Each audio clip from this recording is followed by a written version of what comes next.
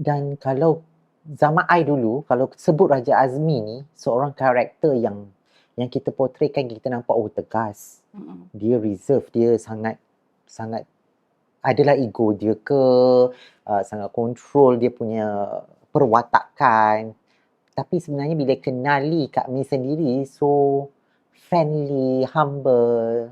Adakah ketika Kak Mi bekerja ataupun macam tu, karakter-karakter itu yang Kak Mi bawa untuk menghasilkan satu karya-karya seni yang Kak Mi telah hasilkan? Mungkin daripada karya-karya Kak Mi yang selalu out of the box lah kan, atau selalu apabila Kak Mi di interview oleh wartawan, Kak Mi lantang bercakap. Macam dah Kak Mi akan cakap terus terang apa yang keluar di bibir Kak Mi itulah dari dalam. Tapi kebanyakan waktu itu media sosial macam sekarang on the fingertip tak ada lagi. So dia orang menulis, catat apa Kak Mi cakap, catat. Bila dia orang lontarkan ke dalam surat khabar, dalam tulisan yang bercetak, orang tak dengar suara Kak Mi, orang tak tengok lenggok Kak Mi, kecuali wartawan yang menulis itu. Jadi orang akan menganggap seperti kelantangan Kak Mi itu adalah sifat Kak Mi. Sebenarnya lantang itu suara Kak Mi, bukan sifat Kak Mi. Itu je bezanya. Jadi Kak Mi tak salahkan siapa-siapa lah, kerana kalau mereka salah faham. Titik terendah Kak Mi dalam industri perfilman yang membuatkan Kak Mi rasa jatuh, ditimpa tangga dan nak bangkit tu susah sekali. Jatuh tu Kak Mi tipu lah kalau Kak Mi kata Kak Mi tak pernah jatuh. Tapi ditimpa tangga tu taklah. Mudah-mudahan taklah. Jatuh ada. Jatuh apabila pihak RTM tahun 1996 suruh Kak Mi stop keluarkan kartun anak-anak sidik di TV. Itu Kak Mi rasa macam down gila. Masa tu kartun anak-anak sidik tengah famous, ramai orang suka. Tapi Kak Mi tak pernah cerita benda ni pada siapa-siapa tau. Bukan pada podcast, tak pernah. Pada kawan-kawan adalah pernah cerita. Tapi oleh kerana pertanyaan you ni sangat ikhlas, Kak Mi jawab dengan ikhlas lah. Sebab waktu tu Kak Mi pun tak tahu. Apabila RTM tukar menteri baru, tiba-tiba Kak Mi dapat arahan berhenti kartun anak sidik. Dan Kak Mi diarahkan jangan war-warkan benda ni dalam surat khabar. Demi Allah ketika itu. Itu sebab kartun anak sidik tu berstop. Ramai orang tanya kenapa tak teruskan. Susah Kak Mi nak jawab masa tu. Masa tu memang Kak Mi tak berani nak jawab sebab dah dipesan. Bila Kak Mi tanya balik kat orang RTM, pihak dia orang, kenapa? Dia orang cakap arahan daripada orang atas. Tapi itu arahan, tapi kenapa dia mengarahkan? Kak Mi nak juga jawapan tu Kak Mi cakap. So dia kata, sebab terlalu famous. Oh my God. Apa you rasa kalau you berada dengan tempat Kak Mi ketika itu? Kerana terlalu famous, kartun anak sidik. Alasan dia berhenti. Down gila. Down Kak Mi. Itu jawapannya. Dan juga kalau ketika itu juga, kalau kata game semua kan, game-game anak-anak sidik, dari of course ada kemenangan dan mula zaman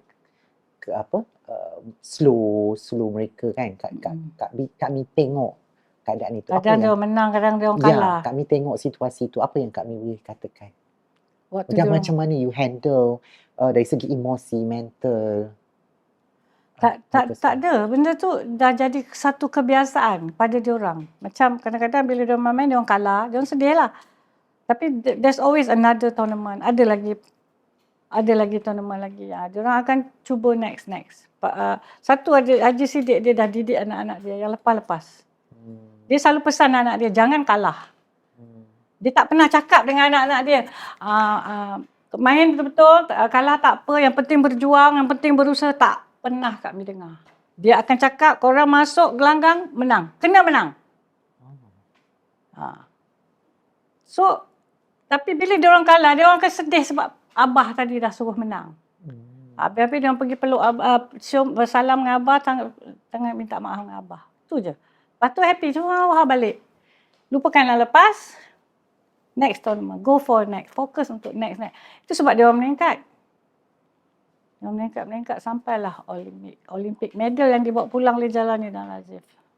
And also you absorb the pesanan tu juga dalam diri you sebagai. Yes. Saya macam Kak Mi dah sebati dah dengan dia orang. Dia orang tak pernah kecewa sampai nak melalak, terguling-guling menangis, tak ada. There's no such thing. Kekecewaan dalam kalah itu lumrah dalam permainan. Tu dia orang tahu. Tak perlu diluahkan. Dia orang dah tahu benda tu. Sedikit pun dia tak pernah cakap. Tapi yang dia cakap, dia pesan kau kena menang. Tu je. Main mesti nak menang. Praktis 8 jam, 12 jam satu hari untuk apa? Untuk kalah ke? Untuk menang. Tapi dah cuba yang terbaik, cuba, tak menang juga. Accept. Dan Kak Mi sendiri, kalau buat filem mesti nak apa? Mesti nak famous. You tetap kan? Daripada tadi, Kak Mi memang suka dunia ni. Dunia spotlight ni. Suka sangat. So kalau maknanya, kalau you buat filem, sebab tu you suka kontroversi. Kontroversi Kak Mi tak create. Kak Mi tak cipta kontroversi tu. Dia jadi je. Dan you buat Kak Mi filem. buat apa yang Kak Mi nak buat je. Kan? Habis orang yang anggap Kak Mi tu kontroversi. Pada Kak Mi kontroversi ni dia tak boleh dibuat-buat. Kalau dia jadi, dia jadilah. Faham? Tak tahulah itu pandangan Kak Mi. Okey, dalam perkahwinan Kak Mi kedua kan, mesti ada gelombang juga. Kalau dengan Abang Jalani yang itu, Kak Mi merajuk kuat.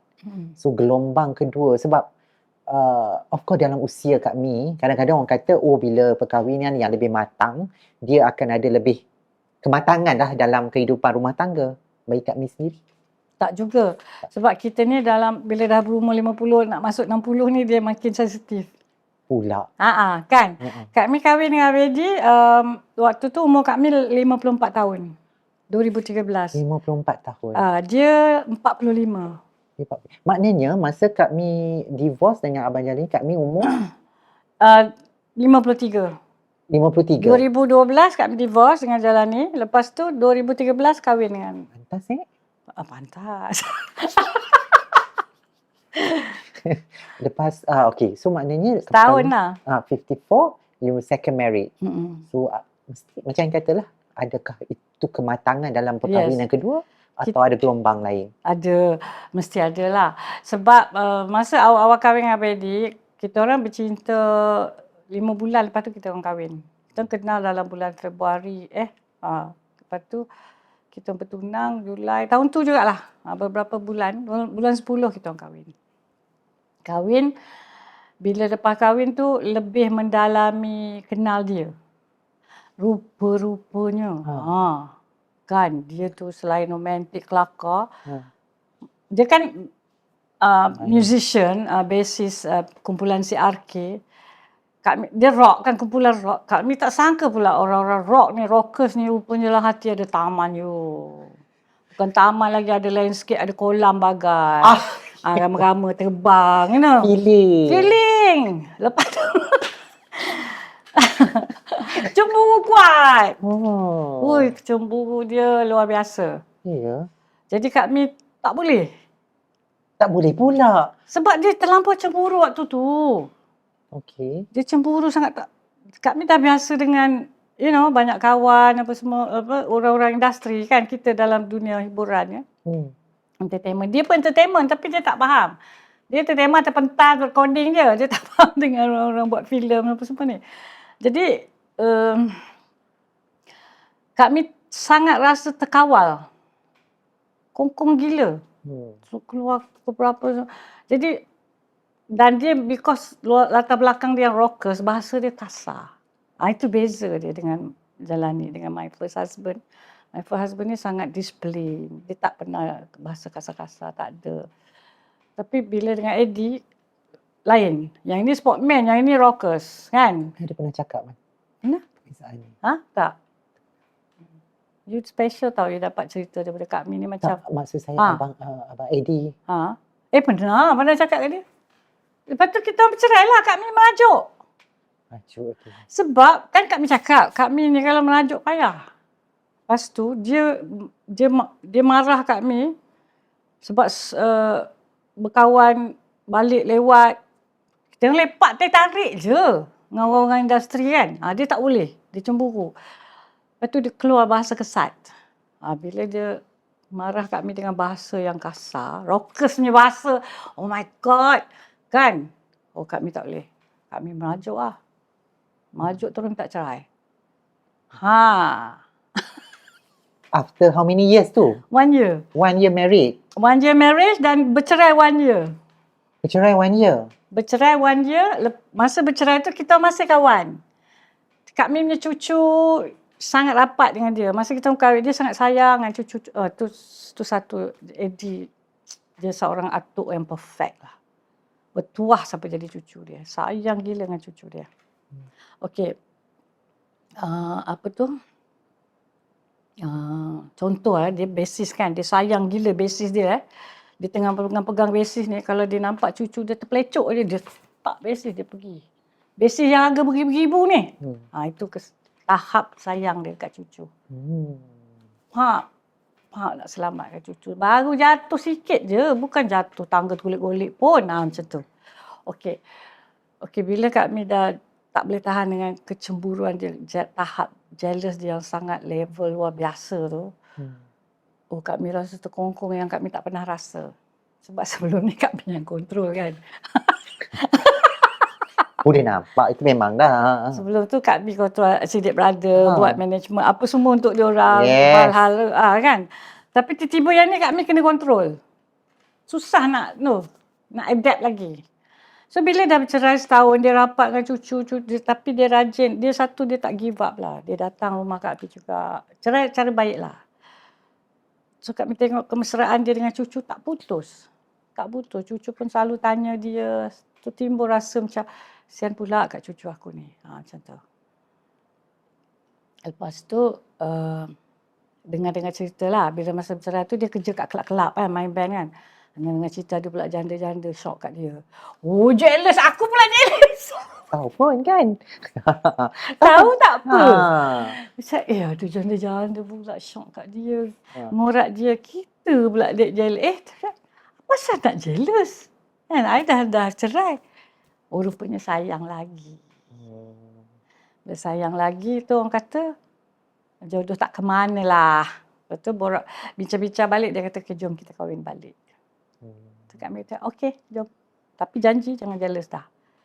Alhamdulillah, lepas kahwin balik tahun 2016, awal 2016 kita orang kahwin balik. Sampai sekarang.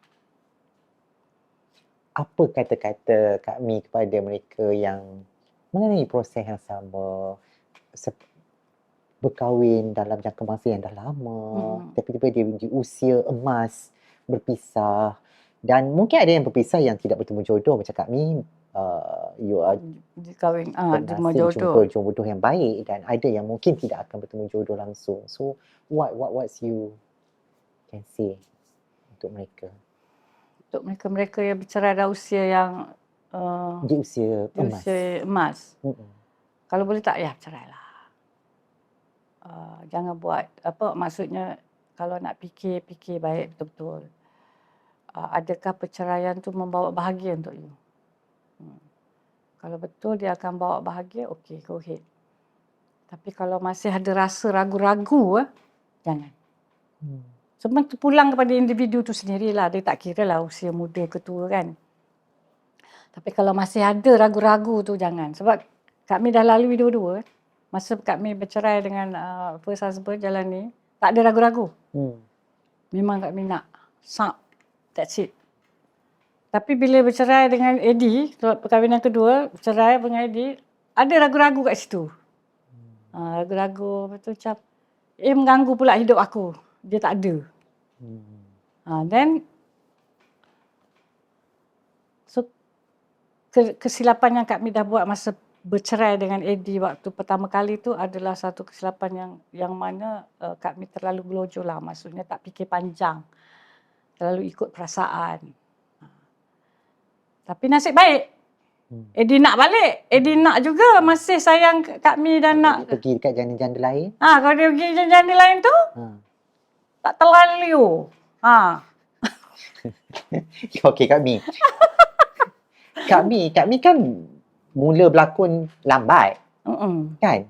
Tak rasa ke you kan suka glam light semua ni, tak rasa ke macam patutnya daripada awal dulu I berlakon, bukan jadi penerbit, berlakon dulu, kejar nama. Tapi dulu start lambat. Tak rasa sebab memang daripada awal kehidupan Kak Mi penuh dengan berjuang untuk Siddiq Brothers. Dan Kak Mi punya filem-filem, Kak Mi lebih suka berada di belakang tabir sebagai seorang penerbit lah. Yang maksudnya waktu itu Kak Mi tak pernah pun terfikir nak jadi pelakon. Sebab Kak Mi rasa dah glamour dah waktu tu. Sebagai penerbit, sebagai isteri Jalal Siddiq. Siapa tak kenal lah gitu. Dan okey dah. Cukup lah. Number one dah lah kata tu. Cukup.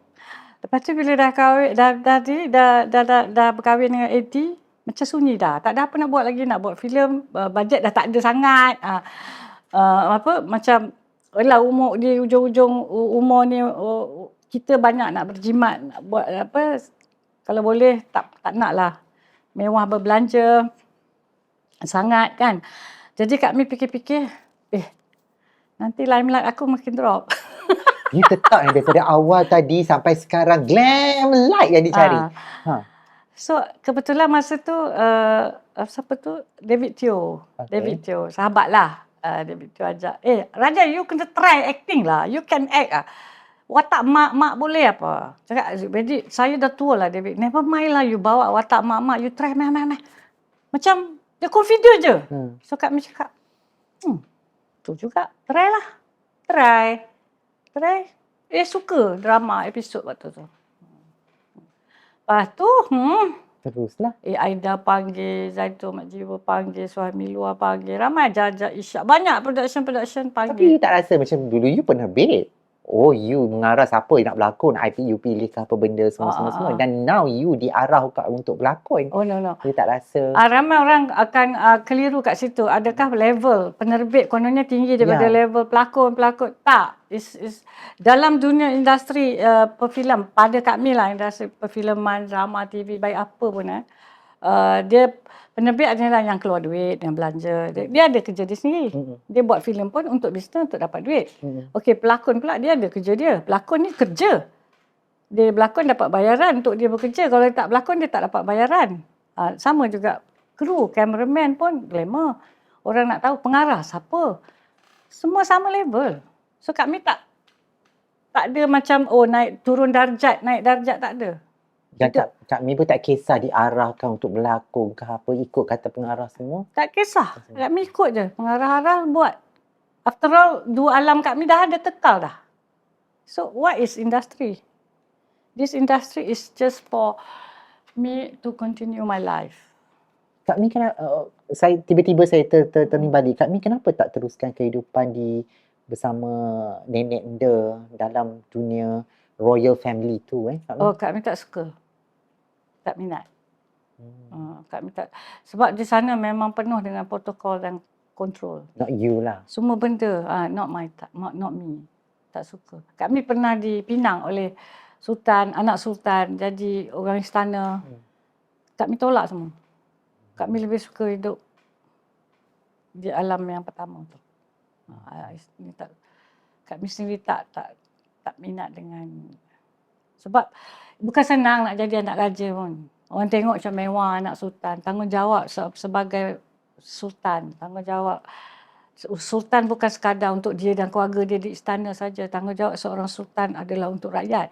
Ini contoh Sultan Selangor kita sekarang. Dia bersuara sikit pasal tak boleh bela babi, kecoh. Orang marah dia. It's not easy. Tanggungjawab sultan. Dah jadi isteri sultan. Sultan mesti